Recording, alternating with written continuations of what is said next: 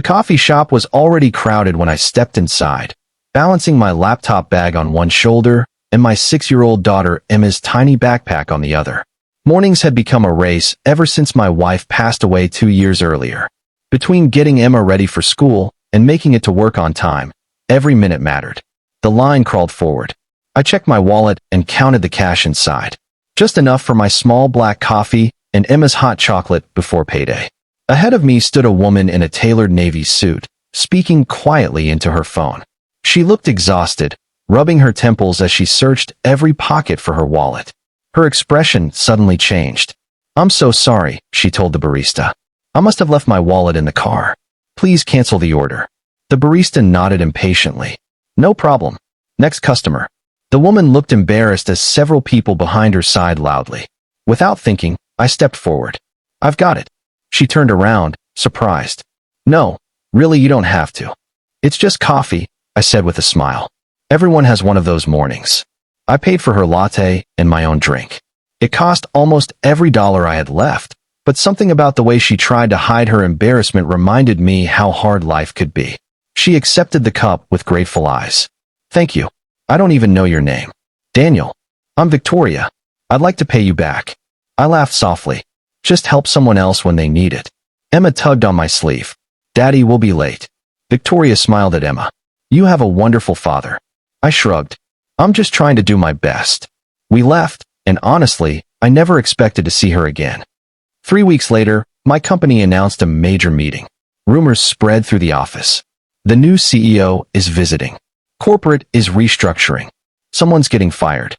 As a customer service supervisor, I wasn't high enough in the company to worry about executives. I simply focused on preparing my team's reports. The conference room filled with nervous employees. Our regional manager stood beside the projector. "Ladies and gentlemen, please welcome our new CEO." The door opened. I nearly dropped my notebook. It was Victoria, the woman from the coffee shop. She looked completely different now. Confident, composed, dressed in an elegant charcoal suit. Yet the moment our eyes met, recognition flashed across her face. She smiled.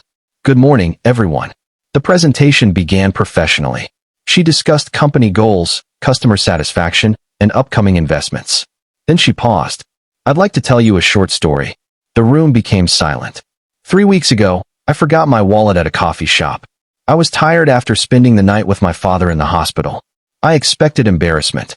Instead, a stranger bought my coffee without asking for anything in return. She looked directly at me. "That stranger is sitting in this room." Every head turned toward me. My face burned. Victoria continued. "Kindness cannot be taught in a boardroom. It appears when nobody expects recognition." The regional manager looked confused. She smiled again. "Daniel, would you mind standing?" I stood awkwardly. "I didn't buy you coffee because you were a CEO." "I know. I didn't even know who you were." "Exactly." She nodded thoughtfully.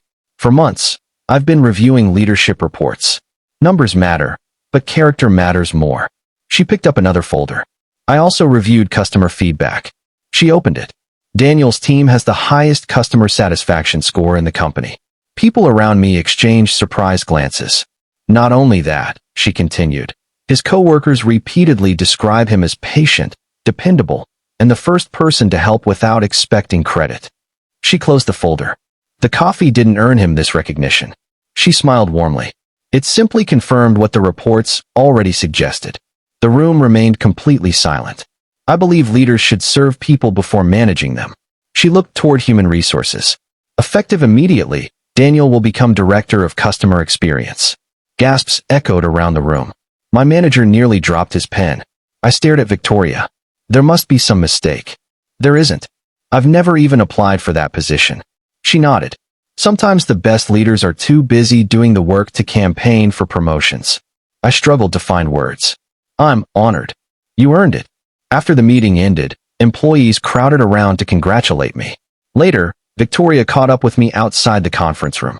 "You still never let me repay you." I smiled. "You don't owe me anything." She shook her head. "I wasn't repaying a coffee." She extended her hand. "I was investing in someone who reminds people that success isn't measured only by profits." I shook her hand. "My daughter asked me that morning why I helped a stranger." "What did you tell her?" "I told her kindness always comes back." Victoria laughed softly. It certainly has. That evening, I picked Emma up from school. Guess what? She asked excitedly. What? My teacher said if you're kind, people remember. I smiled as I lifted her into a hug. You know something? What? She's absolutely right. Driving home, I realized life hadn't rewarded me because I bought someone a cup of coffee. It rewarded me because kindness had already become part of who I was long before that morning. The coffee was forgotten within minutes. But the choice behind it changed everything.